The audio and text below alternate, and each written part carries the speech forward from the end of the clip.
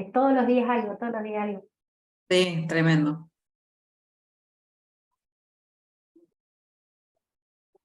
Sí, yo también estoy en la misma situación, porque bueno, tenemos muchas lecturas para mañana que tenemos un examen. Ay, cada vez te escucho menos, Diego.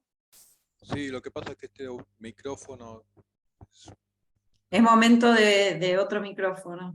Hay que sí, invertir, hay que juntar plata e invertir en otra cosa.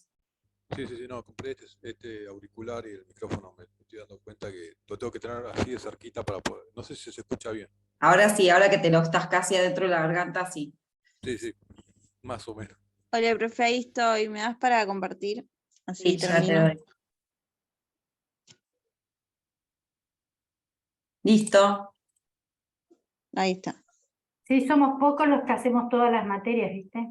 Somos, creo, 5 somos los que hacemos todas las materias. Bueno, ahí me van a tener que bancar 5 porque como tuve que salir de la reunión, me vuelvo a cargar el PowerPoint, pero mientras vengo explicando lo que iba a decir. Y bueno, cuestión que cuando me cargan me avisan que está compartiendo y ya me doy cuenta. Cuestión que diferencié anteriormente un poco estas dos concepciones. Y después de eso iba a pasar ya a lo que sería el teatro del siglo XVII, ¿no? Para ver, digamos, las características en general, ¿no? Hay como 2 periodos. Uno que obviamente es el de la comedia, ¿no? Bueno, abarca más, obviamente, lo que refiere al siglo XVI.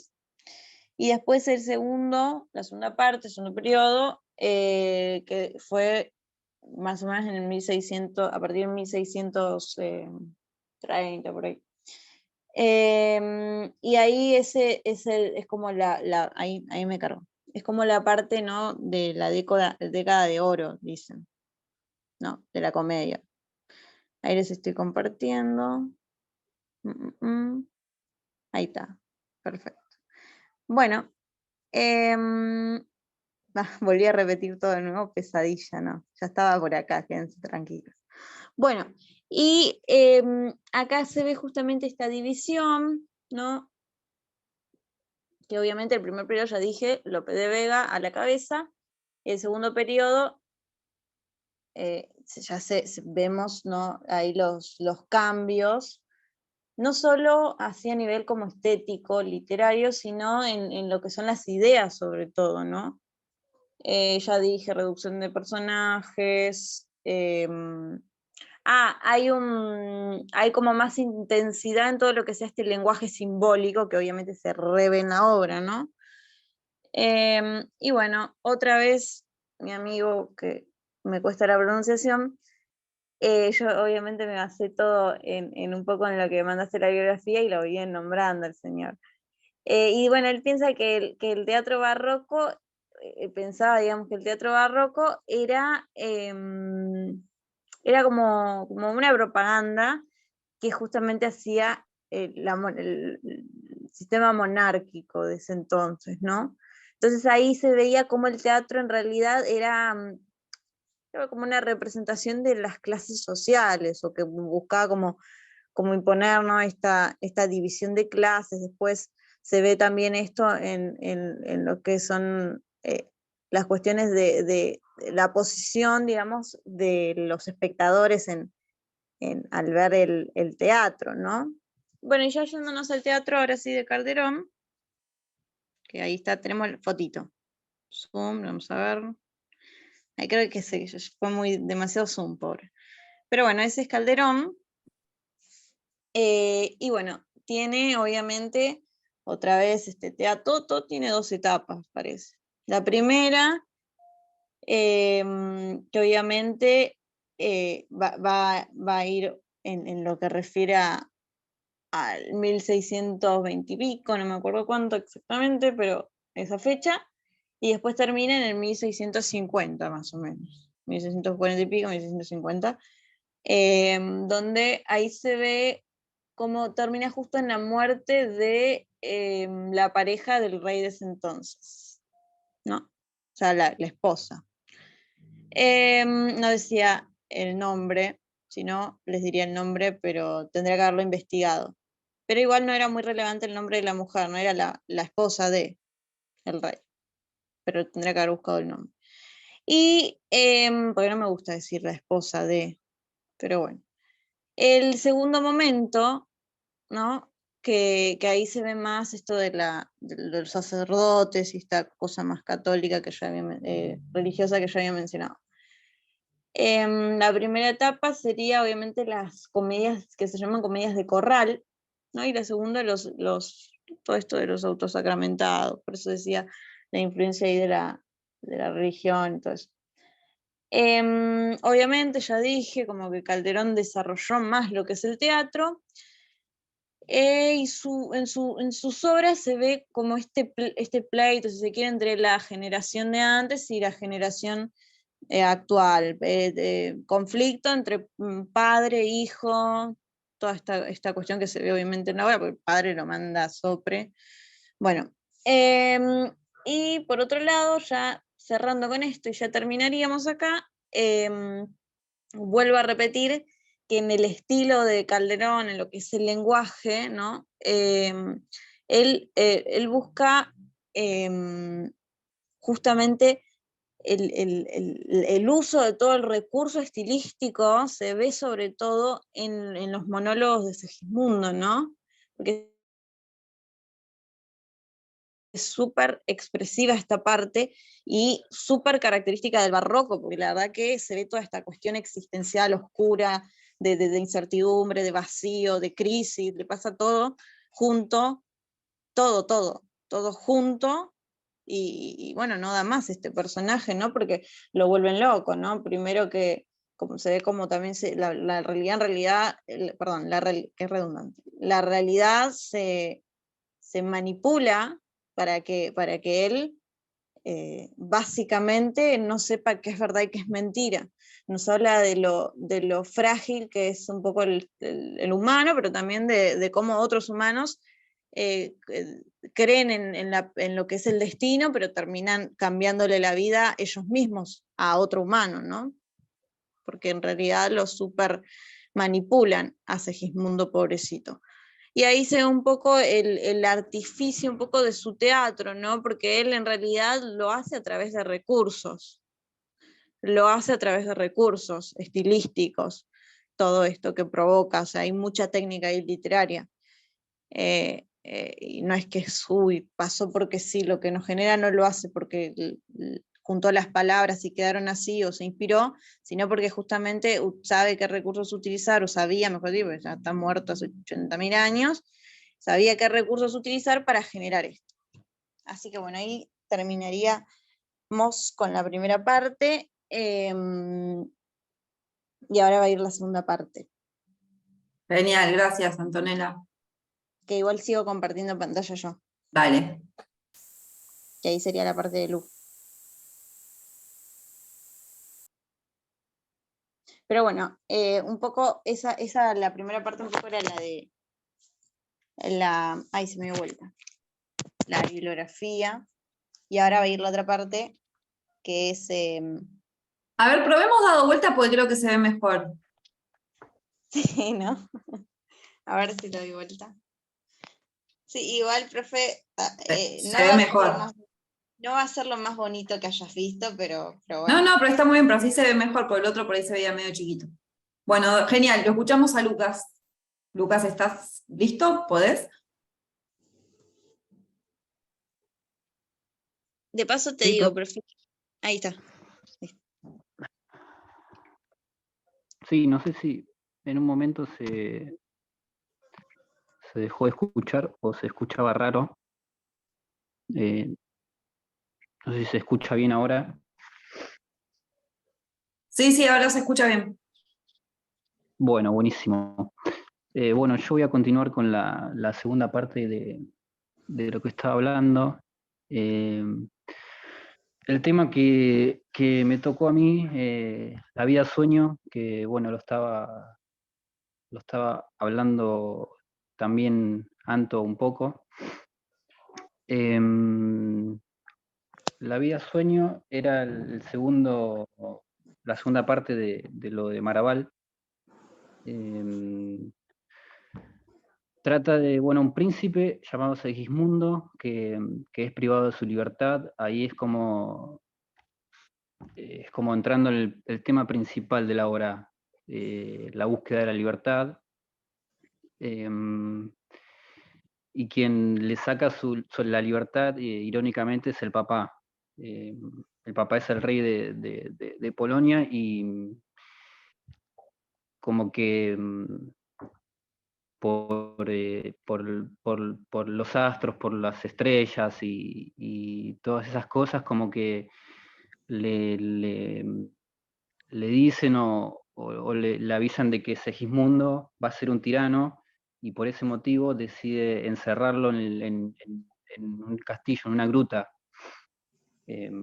precisamente para prevenir eso, para prevenir todo lo que le venían vaticinando los dioses, las predicciones del oráculo, y nada, ahí como que le roba un poco. En realidad no es que le roba poco, sino que de hecho no lo deja salir a la vida a su hijo, y su hijo pasa toda la obra ahí adentro. Lo iba a vencer como rey, y nada, lo iban quería prevenir eso, el rey. Un poco como, para no entrar precisamente en lo de la obra, quería hablar, que Anto también estaba contándolo, lo de el tema de los teatros. También como en esa época, eran teatros que duraban como todo el día, las obras duraban como tardes enteras, para que no solamente lo viesen la gente adinerada o la gente que tenía esa facilidad para disfrutar de esas cosas, sino también los vulgos, que el otro día Cristina también justo nombraba esa palabra, el tema de los vulgos, de la gente vulgar, en ese momento, para que ellos también puedan disfrutar. Obviamente, en el teatro, en esa época, como sucede hoy en día, la gente más adinerada tenía mejores ubicaciones que la gente vulgar, o incluso que las mujeres. Las mujeres eran ubicadas en cazuelas, como que estaban totalmente apartadas de ese lugar, eran como que estaban ahí en un segundo plano, si se quiere. Pero bueno, por lo menos podían disfrutar de las obras. En ese momento estaban ubicadas en cazuelas, que eran como un sector más escondido, por así decirlo. Las obras se realizaban como en unos corrales, dice en el texto de Maraval, que eran como una especie, como para ponerlos quizás en contexto, eran como patios de vecindad, como para imaginárselos así, un toque.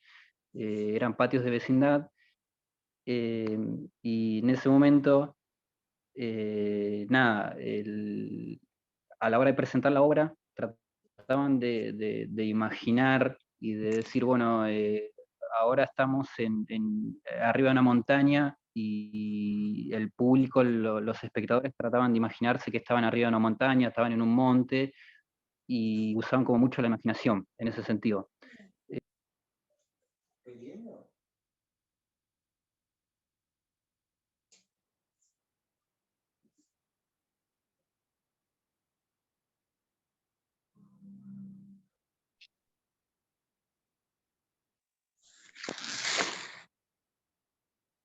Ahí estoy de vuelta.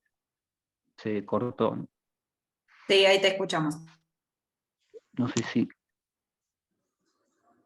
se ve, se puede ver, se puede escuchar. Sí, sí.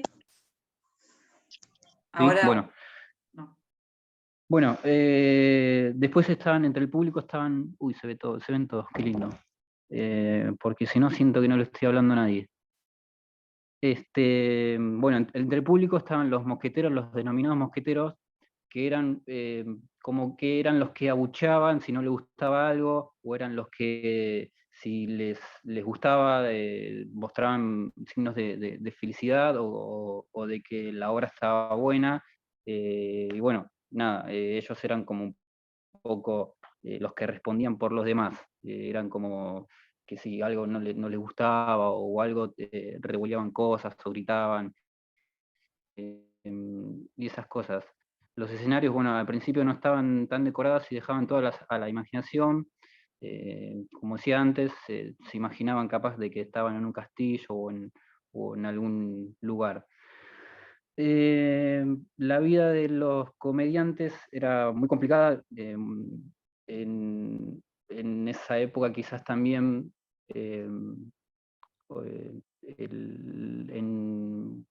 quizás en otros lugares como en Inglaterra estaba prohibido que las mujeres se dedicaran a la actuación y lo suplantaban hombres sin barba, obviamente, y con la cara así más, lo más femenino posible.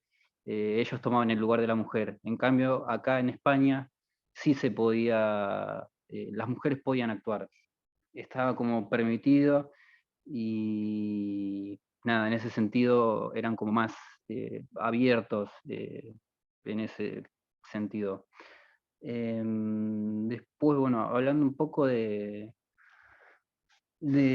Calderón, él nace en Madrid en el año 1600 en una familia de hidalgos muy severa y conservadora. Al principio se pone a estudiar con los jesuitas,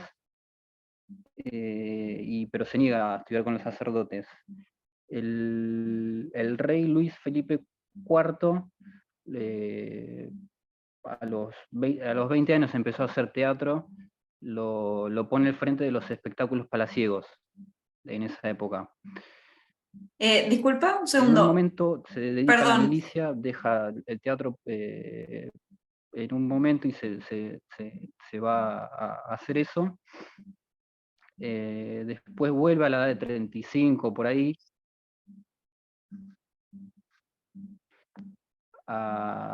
otra vez a hacer teatro, pero nada, con todo lo que ve en la milicia vuelve como más desesperanzado.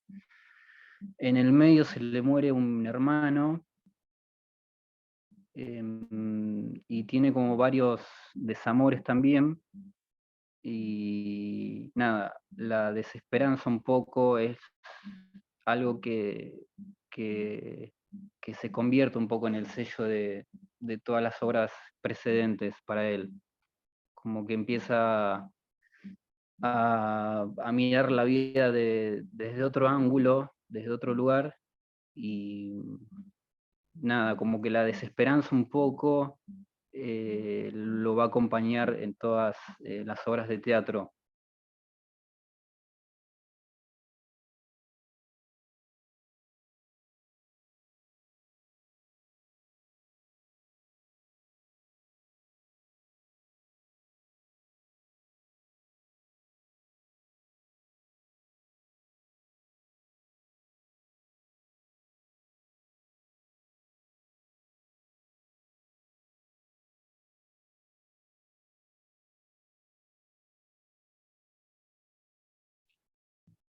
Se me fue otra vez. Bueno, en el texto Maraval dice textualmente así: la vida como un sueño. Al comparar la vida con la forma ilusoria del sueño, ese tópico se relaciona al mismo tiempo con otro tema barroco, que es la fugacidad de la vida, la brevedad de la existencia, y ampliamente tematizado por los autores del periodo. El otro núcleo importante al que este tópico remite es el carácter incierto, engañoso de la realidad, que al hacerse consciente genera frustración y desengaño, tal como le sucede a quien despierta de un sueño placentero. Esto es tal cual está en el texto, y nada, la obra habla un poco de las complejidades y la cantidad de problemas filosóficos que aborda la obra. Con respecto a la libertad, el albedrío, el tema de la traición también, son todos temas que toca. Y nada, esto la crítica encontró las relaciones intertextuales. Por eso se lo denomina como la oratoria sagrada del siglo de oro.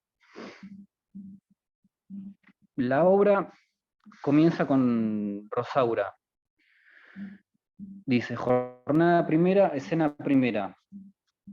Sale en lo alto de un monte Rosaura en hábito de hombre de camino.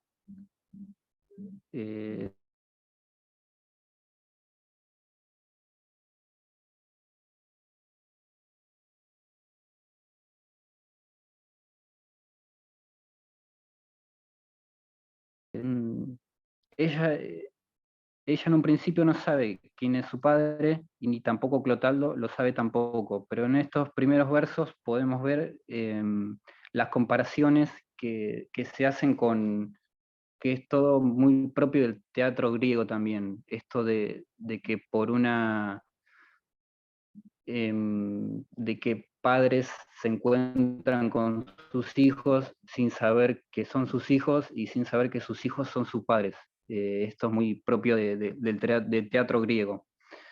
Por otro lado tenemos a Segismundo, que es el hijo del rey Basilio, príncipe del reino, que tuvo la mala suerte que cuando nació los horóscopos de las estrellas le vaticinaron que iba a ser un tirano, y su padre, para evitar ser sucedido por él, no quiere ser sucedido obviamente por un tirano, decide encerrarlo a su hijo sin darle ningún tipo de explicación. Esto es lo que encuentra Rosaura mientras va bajando por el monte acompañada de Clarín. Clarín también está en el texto de Maraval, que es el gracioso de la obra. Es quien rompe un poco con la tensión.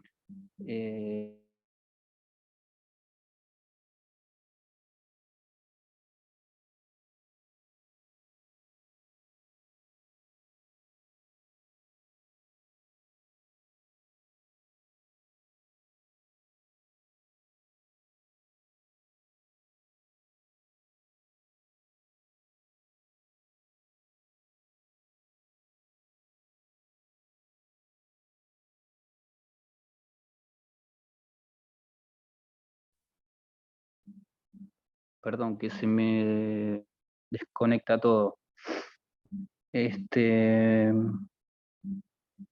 Bueno, estaba con Clarín, que es el gracioso de la obra.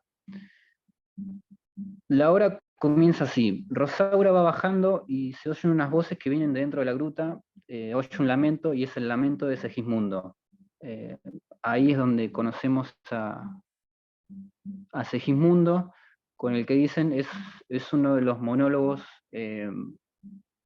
según la crítica, y es como uno de los monólogos como más bellos de la historia de la literatura, por lo menos occidental.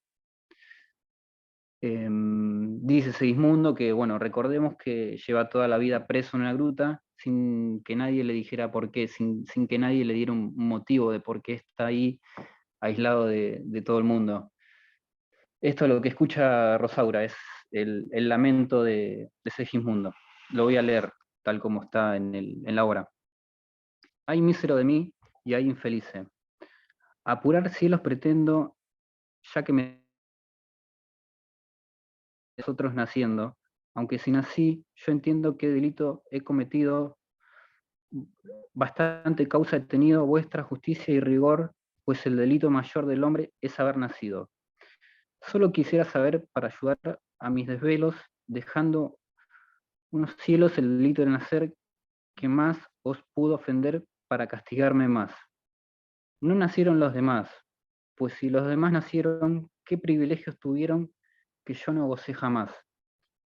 Nace el ave, y con las galas que le da la belleza, suma apenas es flor de pluma o ramillete con alas, cuando las eternas alas corta con velocidad, negándose a la piedad del nido, que dejan calma, y teniendo y más alma tengo menos libertad.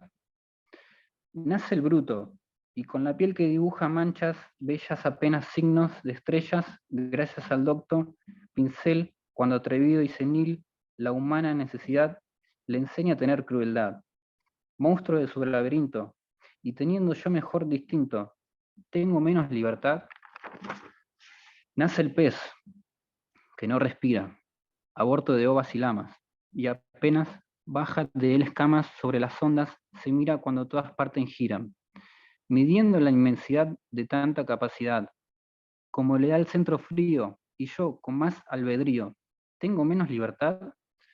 Nace el arroyo, culebra, que entre las flores se desata, y apenas sirve de plata, entre las flores se quiebra. Cuando un músico celebra de las flores la piedad, que le dan la majestad al campo abierto, a su vida, y teniendo yo más vida, ¿tengo menos libertad? He llegado a esta posición un volcán, un Etna, hecho quisiera sacar del pecho pedazos del corazón.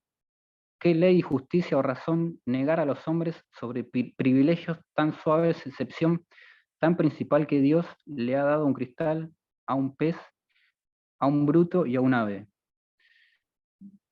Así es como empieza un poco la obra, con todo ese monólogo, y es lo que Rosaura, al bajar del monte, eh, escucha, y ahí es cuando se encuentra con todo este lamento.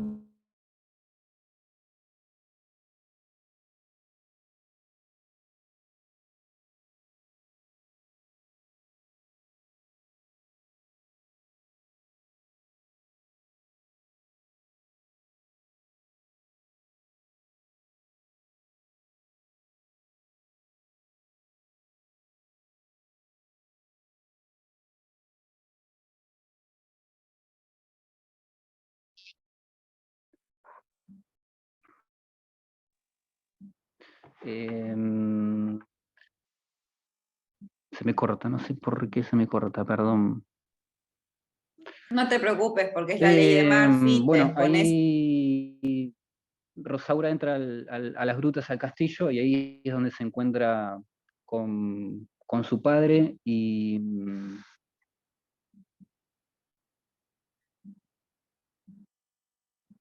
perdón, no escuché, profe.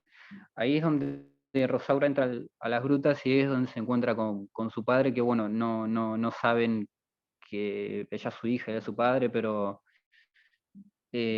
por una espada, nada, se da cuenta. No se los voy a decir tampoco, no es la idea es que lo puedan leer porque está bueno. La obra fue compuesta en torno al año 1635, tomó una serie de tradiciones literarias anteriores, la leyenda de Buda, tratando de aislarlo para que no se cumpliera el destino que su horóscopo le habría predicho. Tomó también el de las Mil y una noches, protagonizado por un mendigo que amanece convertido en rey, y a la noche siguiente amanece convertido otra vez en mendigo. Y por último, la vida como un sueño, la vida como una inconsistencia, un tema muy relacionado con la época, con el barroco. Quería también leer algo de la obra, algo como que, ¿por qué la idea como la vida de un sueño? Segismundo le pasan una serie de situaciones, y el padre, por supuesto, no quiere que Segismundo se relacione con el afuera, y decide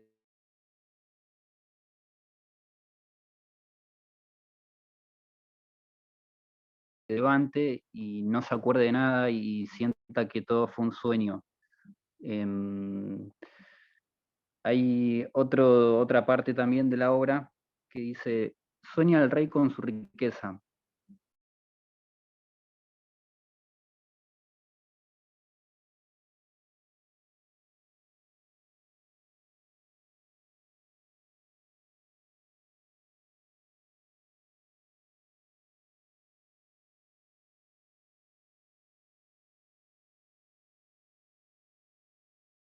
Pobre, hoy justo está mal con internet. Sí, mucha mala suerte.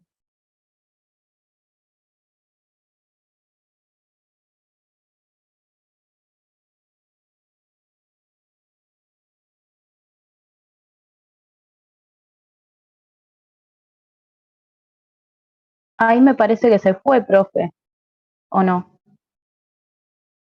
Sí, se le debe haber desconectado. Esperemos a ver si se logra. Ay, sí, encima te pone el triple de nervioso, Sí. que Sí, no bueno, tener conexión. no faltaba mucho más. Además, Faltaba, justo iba a citar, que a mí me encanta, que nos lea un poco de la vida de sueño. sí, no le quedaba nada, ya le quedaba lo de la hora relacionado, lo dijo. Ahí se está metiendo. Buenísimo. Es por el barroco, profe, lo hacemos trágico, ¿entendés? Así, Dentro de todo tiene que ser así dificultoso. todo lo tenés que parir. Estamos pariendo un elefante Bien ambientado. con hemorroides, como digo siempre. Bueno, continúo antes de que se me corte. Vale. Voy a leer otro fragmento de la obra. Sueña el rey con su riqueza que más cuidado le ofrece. Sueña el pobre que padece su miseria y su pobreza. Sueña el que amedrar empieza, sueña el que afana y pretende, sueña el que agrava y ofende, y en el mundo, en conclusión, todos sueñan lo que son. Aunque ninguno lo entiende, yo sueño que estoy aquí de estas prisiones cargado, y soñé que en otro estado más lisonjero me vi. ¿Qué es la vida? Un frenesí. ¿Qué es la vida? Una ilusión, una sombra, una ficción. El mayor bien es pequeño, que toda la vida sueño y los sueños sueños son. Creo que había alguien de la tele que decía algo parecido. No me acuerdo quién, soy muy joven. Bueno, en el texto de Maraval también torna la vida como un sueño, como algo ilusorio, como una...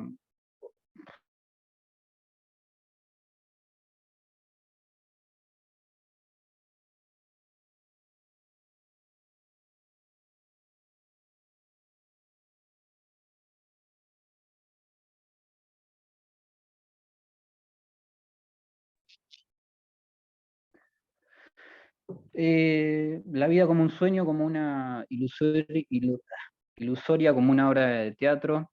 En el texto dice, soñar es vivir el tiempo que dure la representación, pero en una representación teatral, que los hombres pueden actuar una sola vez.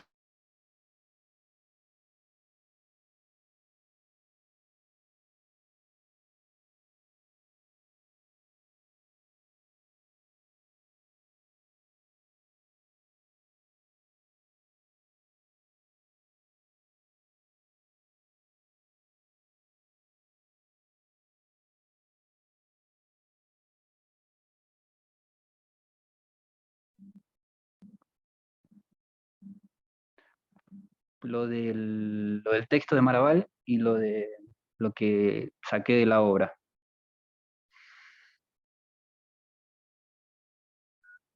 Lucas, ¿me escuchás? Sí, sí, sí. No te escuchamos lo último que dijiste, se cortó.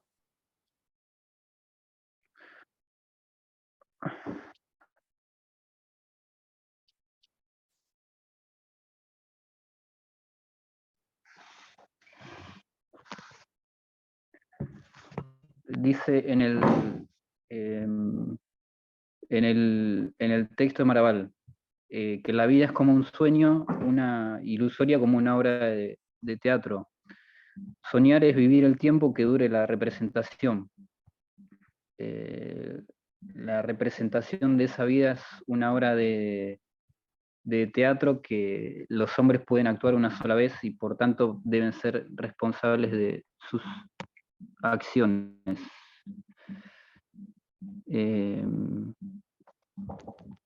Nada, eso, hasta ahí la presentación. Bien. Perdón Para ver. si me cortó en todo momento. Sí, bueno, qué sé yo, tuviste muy mala suerte justo hoy. Bien, quedan 2 minutos y pico, hago una pequeña evolución y después nos volvemos a juntar para seguir nosotros. Bueno, como siempre agradecerles la exposición. Me parece que los dos manejaron muy bien algo que yo ya había mencionado en algunos casos de exposiciones, que como que se apropian de lo que están diciendo y los dicen con sus propias palabras, no están leyendo, ¿no? Sino que realmente lo están diciendo, y eso hace que, no sé si el resto lo nota, pero yo lo noto mucho, que cuando uno está escuchando una exposición es mucho más interesante y uno lo puede seguir mucho más cuando alguien te lo está contando como algo como cuando alguien te cuenta algo, un chisme, una anécdota, lo que sea, eso está buenísimo. Así que en primer lugar eso.